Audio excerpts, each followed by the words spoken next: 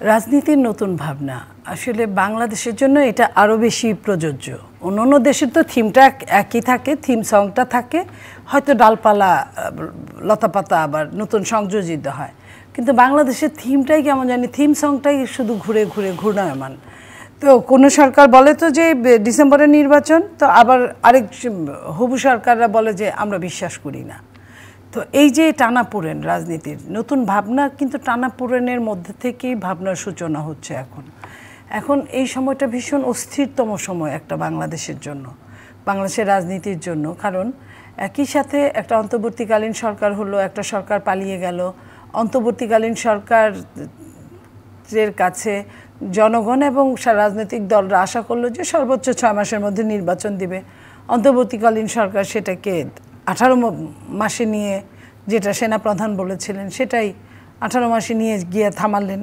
ওখানেও মাঝে মাঝে বলেন যে ডিসেম্বর চাইলে ডিসেম্বরে ইলেকশন হতে পারে, চাইলে নভেম্বরে হতে পারে, আবার 26-এও চলে যেতে পারে, 26-এর জুনের মধ্যে 30 জুনের মধ্যে হতে পারে।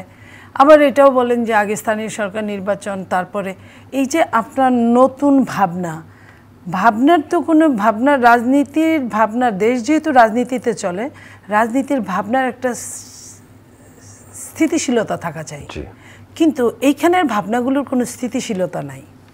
যেটা একটা ছোট বাচ্চারা যেভাবে কথা বলে ঠিক তেমন কথা হয়ে যাচ্ছে, কিংবা পাগল যেভাবে কথা বলে ঠিক তেমন, যে একটু পরেই ভুলে গেল, একটু পরেই আবার আগের জায়গায় চলে গেল। তো এই আমরা আমাদের কথা এবং কাজের উপর ডিপেন্ড করে কিন্তু বাংলাদেশের মানুষ আমাদেরকে ভালোবাসে, শ্রদ্ধা করে, কিংবা ঘৃণা করে, কিংবা অপছন্দ করে। তো আমরা কেন জানি, আমরা যারা নীতি নির্ধারণের জায়গায় আছি বা আমরা চিন্তা করি জনগণের কল্যাণ করব, আমাদের একটা বয়স হয়েছে, আমাদের একটা অবস্থান হয়েছে, ওই অবস্থান এবং বয়সের থেকেও আমরা যদি বাচ্চাদের মতো কথা বলি যে সকালে একটা বিকালে একটা, তাহলে কিন্তু এই একটা দেশের জন্য, যদিও শুনতে ফানি শোনা যায়, কিন্তু দেশের জন্য কিন্তু এটা খুব চরমভাবে অমঙ্গলকর। সেই অমঙ্গলকর অবস্থায় আমরা থাকতে চাই না। আপনি দেখেছেন মাঝখানে সেনাপ্রধান একটা বক্তৃতা দেখেছেন, উনি বুঝালেন, উনি বুঝলেন দেশের অবস্থা ভালো না, আমরাও বুঝি দেশের অবস্থা ভালো না।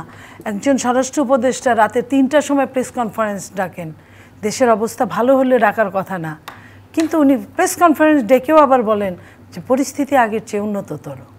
এই যে অবস্থাটা, এই যে কথার খেলাপ, এই যে কথা একটা কাজে আরেকটা, এই জিনিসগুলো থেকে আমরা কিন্তু ভালো কিছু শিখতে পারছি না। আমরা প্রতিনিয়ত উষ্টাগত হচ্ছি, প্রতিনিয়ত আমরা আমাদের জায়গায় আমরা ভীষণ চিন্তাযুক্ত হচ্ছি যে আমাদের নেক্সট কী হতে যাচ্ছে, নেক্সট কী হতে পারে। কারণ একটা পতিত সরকারের অত্যাচারে মানুষ এতটাই অতিষ্ঠ ছিল যে মানুষ একদম হাফ ছেড়ে বেঁচেছিল। প্রত্যেকটা মানুষ ঘর থেকে বাইরে বের হয়ে এসেছিল, বৃদ্ধ, আবাল, যুবক, যুবতী, শিশু থেকে শুরু করে আবার বৃদ্ধ বনিতা, সবাই চলে এসেছিল। তার 2 দিন পরে যখন আমরা মব জাস্টিসকে হাতে তুলে নিতে দেখলাম, তখন কিন্তু আমরা আবারও আমরা উষ্টাগত হলাম, আরেকবার কিন্তু আমরা খেয়ে হারিয়ে ফেললাম যে আমরা কোথায় আসছি। তারপরে 3 দিন দেশের সরকার ছিল না, দেশের আপনার কিছুটা হলেও দ্রব্যমূল্যের দাম ওই টাইমটায় কমেছিল, কারণ আপনার ওই বাইতুল মোকাররমের খতিবও যেমন পলাতক ছিল, ঠিক তেমনই সিন্ডিকেটরাও পলাতক ছিল, আমি এখন মনে করি।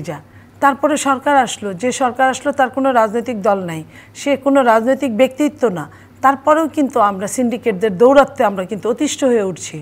আমাদের একই দ্রব্যমূল্যের দাম চরম খারাপ অবস্থা, 2 সিন্ডিকেটের দৌরাত্মে আমরা কোনো জিনিস আজকে দেখি তো কালকে নাই, বাজার থেকে উধাও।